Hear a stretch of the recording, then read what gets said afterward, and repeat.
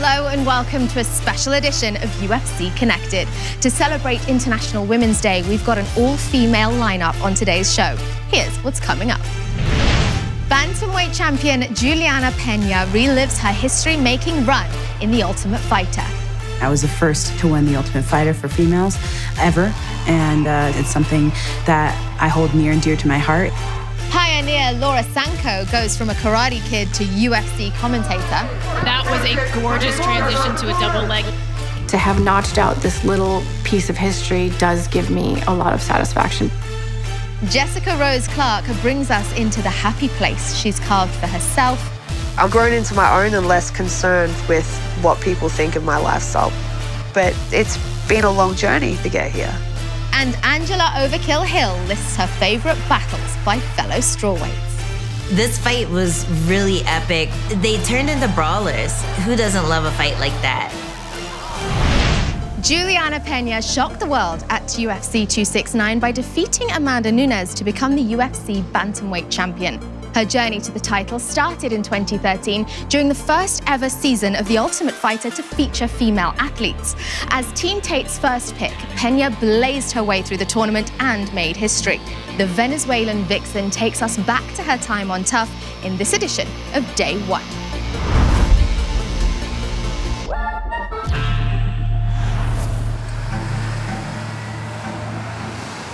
Going into The Ultimate Fighter, I was 4-2. I definitely think that being introduced to the UFC by way of The Ultimate Fighter helped me deal with all of these things that other fighters get shocked at. This is a monumental season, you know. For the first time ever, women will be competing on The Ultimate Fighter. The sport has been evolving for the last 13 years, and along with the men's side of the sport, so has the women's. The women that we have this season are legit, and they've been waiting for this moment their entire life. All right, we're gonna pick teams now. You got the first pick. Juliana. There's a shocker. Being picked first definitely added a lot of pressure. In the beginning, before we chose teams, everyone loved me and everyone was so nice to me and everyone was great. The second that the team split up, it was like, we hate you, you're number one enemy. So I just did my best to stay away from everybody, to put my head down and just to focus on myself. My main focus was keep your blinders on. Don't look to the left, don't look to the right. Just focus on what you gotta do at the task at hand and you should be fine.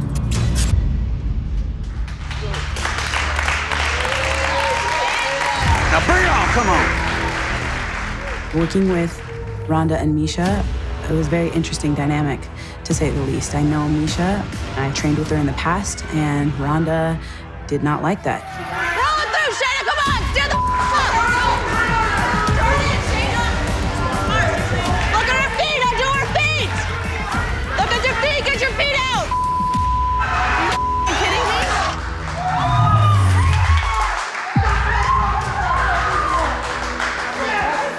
You don't really have a say in the matchups. You don't get a choice who you're going to fight.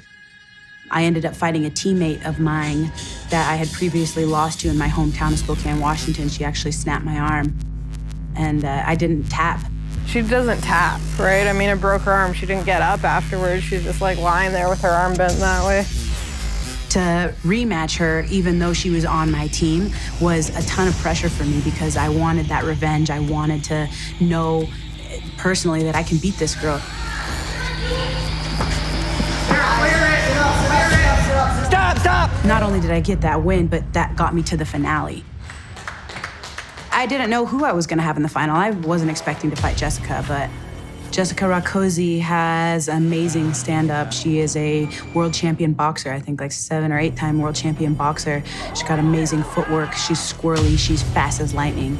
To see her to be able to take out Raquel Pennington and to know that Raquel couldn't get past her was shocking to me.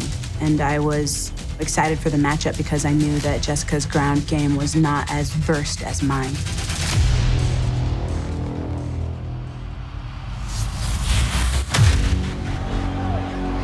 A laser-like focus as Julianna Peña makes her way briskly to the UFC's octagon.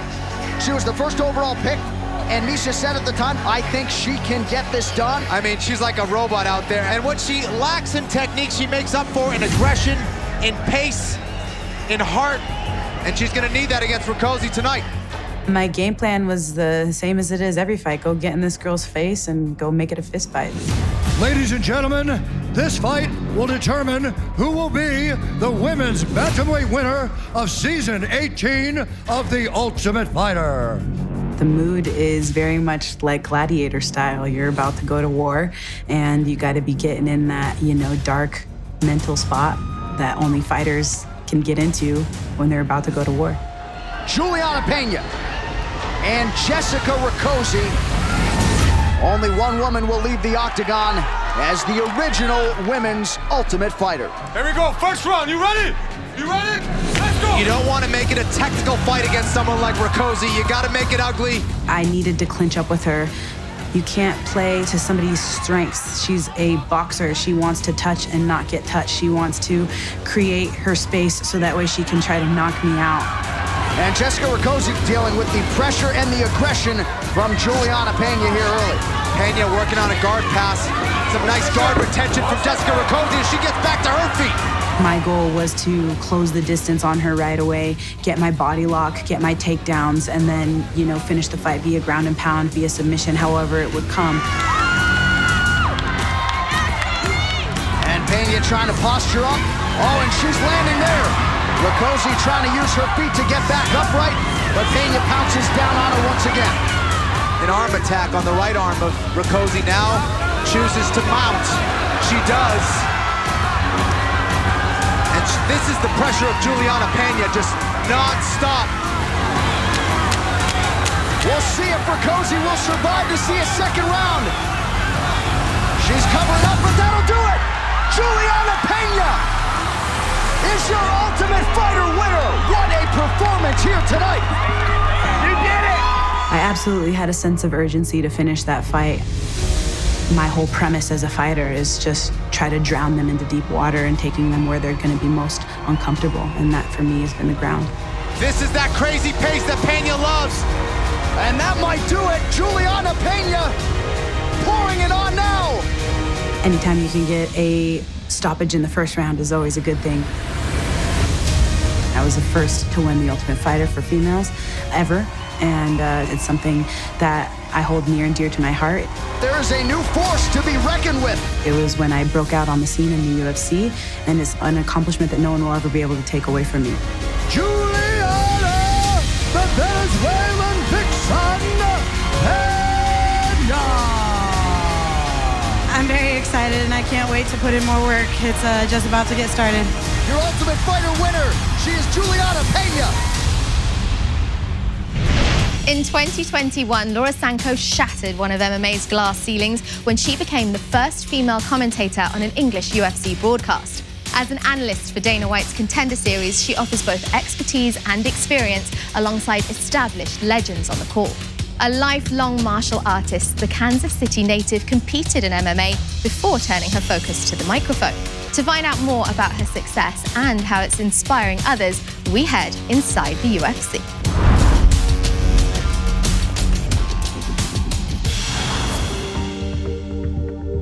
MMA's been completely life-changing for me. I fell in love with the idea of going from someone who didn't feel powerful to someone who could be powerful. It's never been about being famous or turning this into some giant career. It was always about how martial arts made me feel. The first time I fell in love with martial arts, I was 5. My dad traveled a lot to Asia at the time, so he came back, I remember, from one of his trips with this teeny tiny little gi. I would put it on and jump around and do crane kicks on my bed. Most other little girls might be having tea parties, but I was kicking people's asses in my mind. I was the kid who was always looking to prove something. I think a lot of it came from having an older brother. I always wanted to keep up with him. We were always wrestling around and scrapping. I found a karate school that wasn't too far from where I grew up in Kansas City. And I was like, I want to be doing that. I just really enjoyed going to the gym, learning the moves, and working my way up the rankings. I got my black belt, and then I graduated from high school. And I went to college, and I really kind of left martial arts behind. After college, I kind of went through some stuff in my personal life. I was depressed at the time, to be honest. I knew I needed some sort of physical outlet where I could just go and not think about the other things that were going on in my life. Martial arts had done that for me in high school, and I thought, okay, if it did it for me then, it can do it for me again now. MMA became therapy for me because you literally can't think about anything else when someone's trying to punch you or when you're doing jiu-jitsu and you're in the middle of a physical puzzle. It made me feel powerful.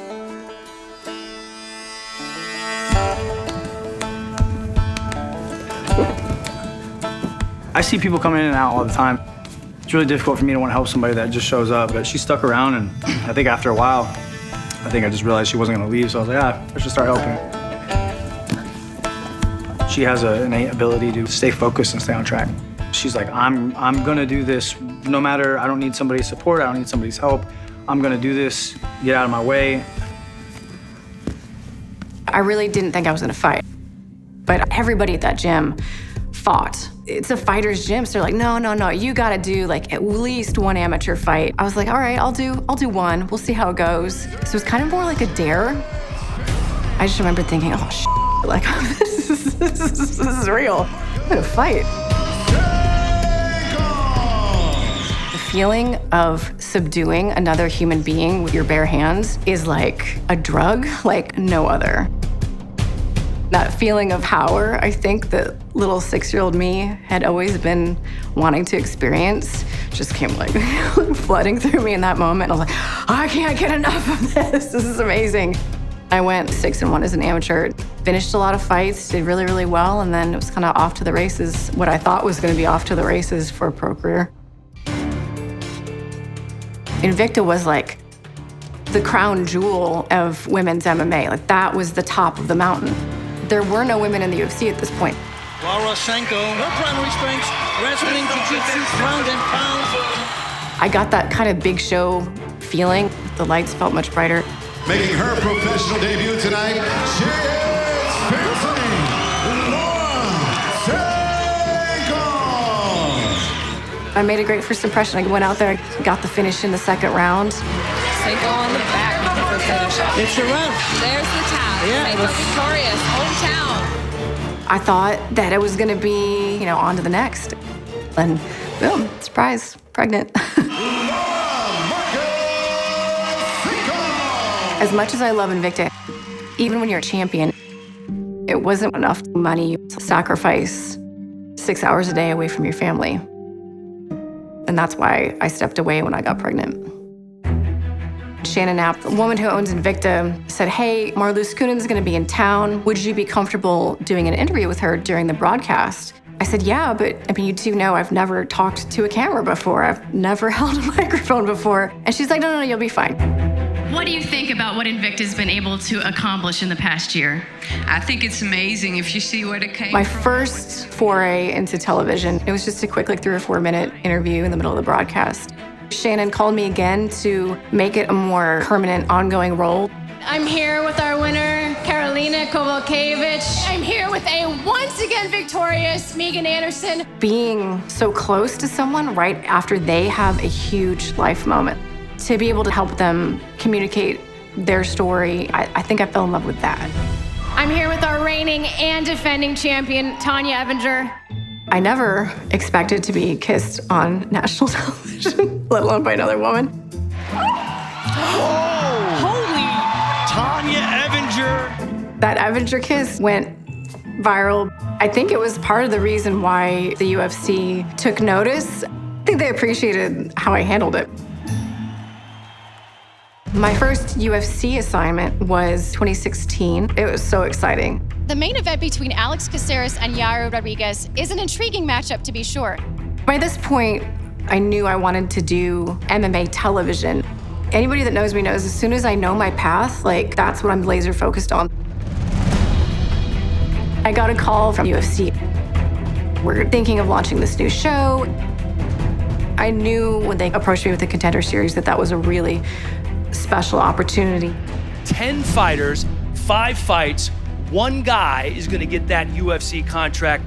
Very first season, I was just there to do a little bit of sideline reporting, post-fight interviews. Sean, congratulations. Then I interviewed Dana at the end when he would pick the contract winners. Dana, this show continues to deliver week after week after week. Once I got set on the path of being involved with the UFC, I immediately had my eyes set on what's the most I can achieve. My ultimate goal was commentary. I knew I could do it. I just started asking for more and more, hey, can I do this? Can I be on the desk? You know, anything that would allow me to have a little bit more of an analysis hat and less of a question asking hat. It was just a matter of convincing a lot of different parties in the UFC. Sniff at her nickname used to be Queen of Rio. Nice tie into Jose Aldo. I knew if I proved myself in all of the areas surrounding this opportunity, the door would eventually open. Proud to be joined by my broadcast partners, former UFC lightweight contender Paul Felder and Laura Sanko joining us in the booth, in addition to the multitude of other responsibilities you will have tonight. Welcome. I mean, why not? Why not? I'm ridiculously excited to be here. I've been a part of every episode of the show, so to be an even bigger part of it, sign me up every day of the week. That was a gorgeous transition to a double leg. He landed the left hand and level changed.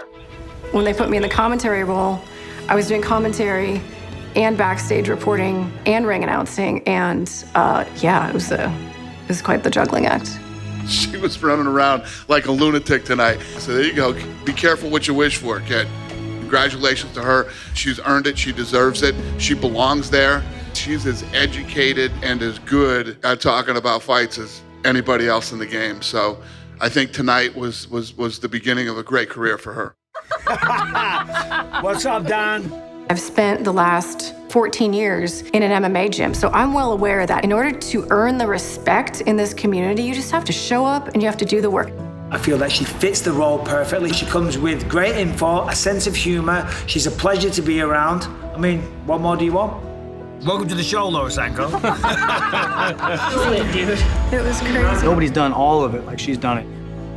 Fighter, desk, analyst, commentator, like she's done almost every aspect of this game. And I gotta think that there's some 7-year-old little girl that's like, I wanna do commentary for the UFC one day. Until she came along, that didn't even seem like a possibility. I get messages, fans saying, you know, hey, my daughter saw you on television. She saw you calling fights, and we'd never seen a female, you know, color commentator before. And it just opened up a conversation that I was able to have with her about her being able to do things in male, you know, dominated spaces. I wanted to be a respected voice in this sport. It comes back to that sense of power since I was a little girl. Sitting in that seat and having that headset on scratches that itch. To have notched out this little piece of history does give me a lot of satisfaction. I do want other women and other girls to see this and know that they can do it too.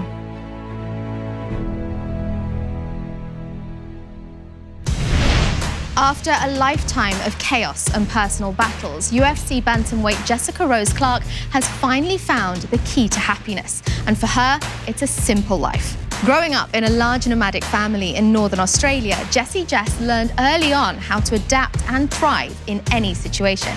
Her travels have now landed her in Northern California, where she relishes a stripped-down lifestyle and has found the ideal team to help her reach her potential. Jessica shares her story in Fighter Focus.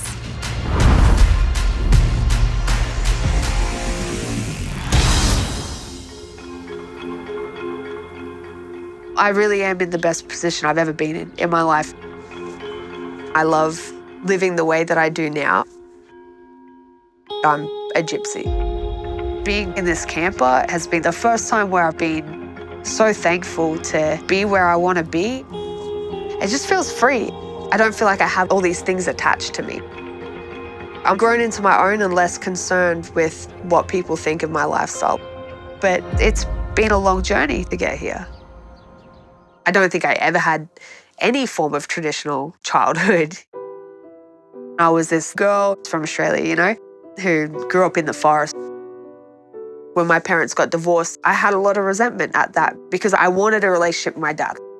Once he left, like I never saw him. He was never a father figure to me. A lot of my anger came from that. We started going on this journey with my mum. We traveled around the van for a long time. There were 5 of us and 2 dogs, always. I was homeschooled for a long time. I started going to public school when I was 10. My mum sent me away to live with my grandma. When I went to school, I was like, oh, I don't know how to talk to any of you, you know? Like, I didn't know what toys were, like I didn't know what the TV shows were. That was when I really realized how different my upbringing was. At that point, I had a lot of anger issues. When my grandma passed away, that was when I just kind of lost my mind. She was the one who always said, like, never dumb yourself down just because you're a woman. Like, she was just the best person. I didn't handle my grandma passing at all. That was when I started drinking. Just like one of the worst times of my life.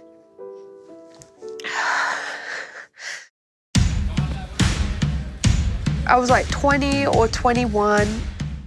I started dating this kickboxer. He was like, come to a kickboxing class. First day, that was it. That was the first time that I really got to express myself. I knew it in my soul that I was where I was supposed to be.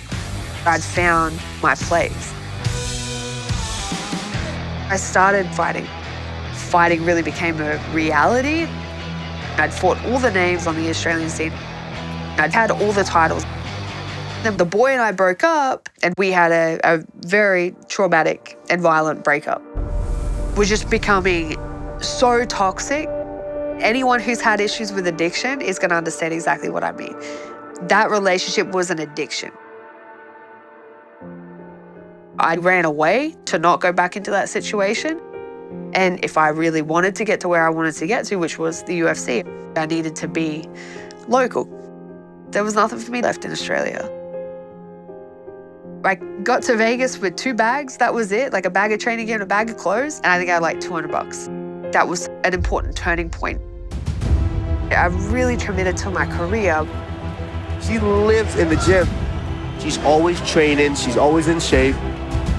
She's proven that she can hang with the best in the sport. 9 months later, I get this phone call, which was the UFC. Hey, do you want to fight? 10 days notice in Sydney. Live from the Kudos Bank Arena in Sydney, Jessica Rose Clark makes her UFC debut. The vision I'd always had was walking out at that stadium in front of thousands of people and seeing my name up on those screens. I'm like holding back tears. That was what I'd be working towards, was that exact moment. It was just so perfect. Clark accepted the late notice call. This is good work for Jessica Rose Clark. The variety of the striking, boxing, low kicks and knees, finishing on top strong. Jessica Rose Clark! And I go from my debut straight into this other huge fight, co-main event against Paige. Clark lands the right. Won that one, and then straight away got signed to fight Jessica I. Oh, nice overhand from Clark. It was just like one fight after another. I had that to distract myself. And I'd had this vision in my head that, you know, once I got signed to the UFC, like my life was gonna get easier. And it didn't. When I would come home and I was by myself again, all this negative self-talk starts coming up. I don't deserve to be here, like I'm a piece of shit. All the negative things that my ex used to say to me would come up. I was at my lowest points. So I would go from training all day, then I would drink all night, then I would go to sleep, get back up, train all day, go and drink all night. My like drunkest party girl stage, you know, trying to fight someone in a nightclub in New York. I was self-sabotaging. It was these like happy moments followed by these epic crashes. I lost to Jessica I. Beautiful takedown. Now she's gonna finish strong. Jessica Evil I! Finally went like, no, I need to figure myself out. I left Vegas to move to California. And then that's when I saw CSA. We have a lot of fighters that found their way here after maybe falling down a little bit. It was kind of the perfect time and the perfect place for somebody like Jessie. The instant I met Coach K, I was like, I've found it. He was so just sweet and friendly. took me 8 years to get here. I knew I was going to stay here. And ready. Good. I think she'll always be kind of a nomad. This is a good stop for her for a little consistency. That's it. There's a real connection that she and I have we can do really good things with, and I think we've proven that with wins against quality opponents. Breathe, relax. Yes, sir. Clark talked a lot about overcoming some issues. She's leaned on her coaches.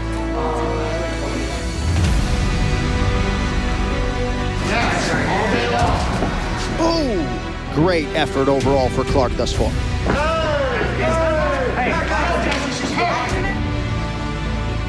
Oh, that's a clean knee. This fight's over. That's enough, that's enough. Jessica Rose! Because of what she's been through, she's able to rebound.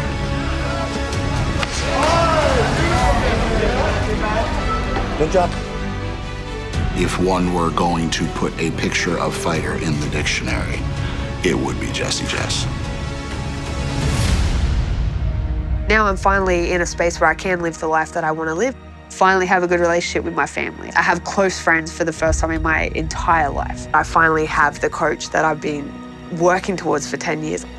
The more I can accept and love who I am and what I do, the more I can provide that example for other people, and whether they've had issues with addiction, whether they've had issues with abuse, whether they've had a rough upbringing, whatever it is. Even if what you want to do goes against what other people tell you that you should do, or goes against societal norms, or goes against tradition, if that's what makes you happy and makes you feel fulfilled and makes you feel like a whole happy person, like, do it. That you don't have to fit into this box that you're told you have to fit into. What I needed to do, make my home life as happy as my professional life is. And I've done that now, finally.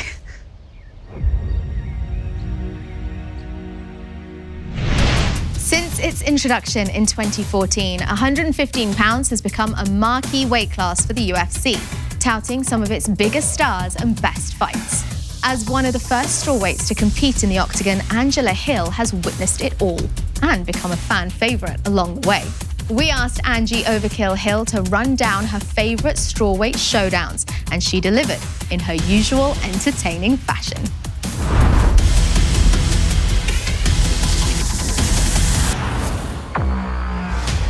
Usher in a new division here in the UFC.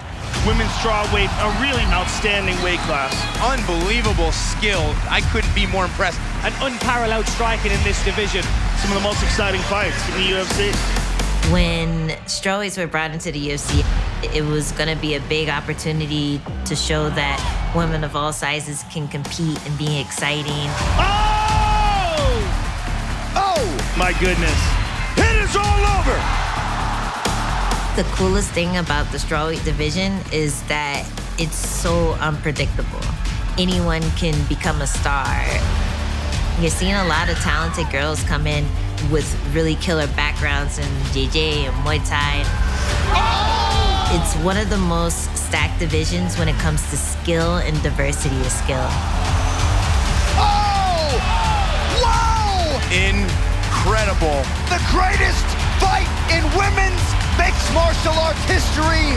I'm Angela Hill, and these are my top 5 UFC strawweight fights.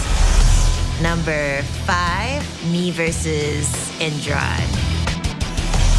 A lot of people counted me out in that fight. Andrade's biggest betting favorite on the fight card. She went ham for 15 minutes, and so did I. There was a lot of back and forth. It was a really good scrap. Furious pace here early. Both women having their moments. Oh! Hill drops Andrade! Just an unbelievable fight by both of these ladies. Even though I lost, to go in there and put on such a great performance, I think I got a lot of fans from that fight. That's my number 5. Number 5 because I lost, but still up there. Coming in at number 4, Rose versus Joanna won. Everyone counted out Rose. She's only 25 years of age. Is she ready? Can Rose Namajunas hang with one of the best kickboxers on the planet Earth? I kind of thought that she had a chance, but I didn't think it was going to be through striking. This young lady has to get the fight to the ground. The longer she stands, the more it will frustrate her. Knockdown for Namajunas. Early moment for the underdog challenger. Oh, another knockdown. Rose Namajunas trying to close the show. That is it. Dog Rose Namajunas. Dog Rose. Dog Rose. To go in there and just drop Joanna like that was insane.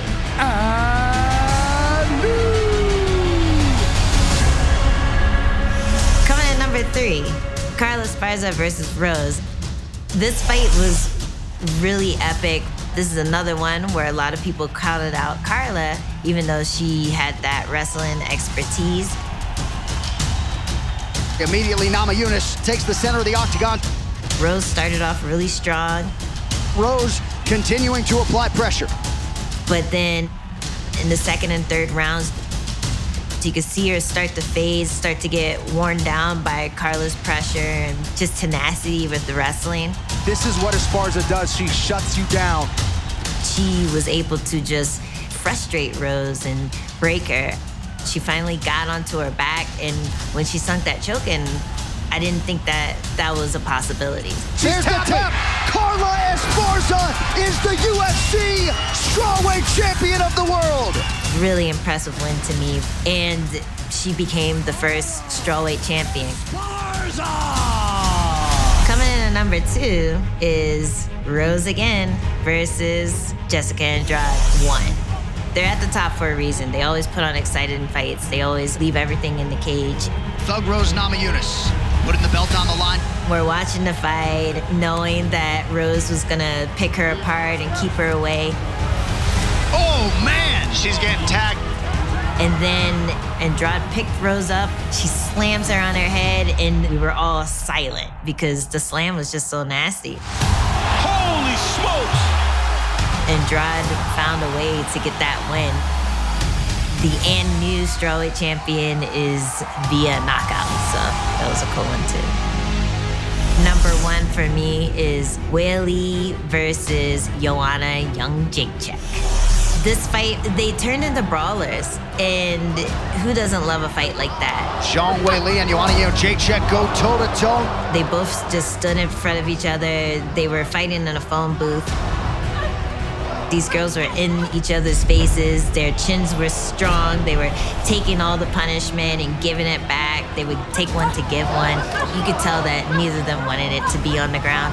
They wanted to stand in front of each other and hit each other. This is an amazing fight. Talent, toughness. This is as good as it gets. And you're looking at 2 of the best strikers in the UFC, regardless of gender.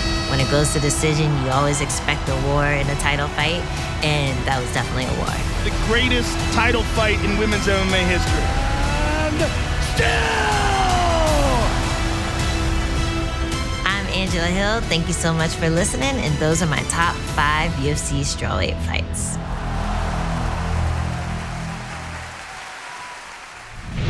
That's all for now. We'll see you next time right here on UFC Connected. Thanks for watching.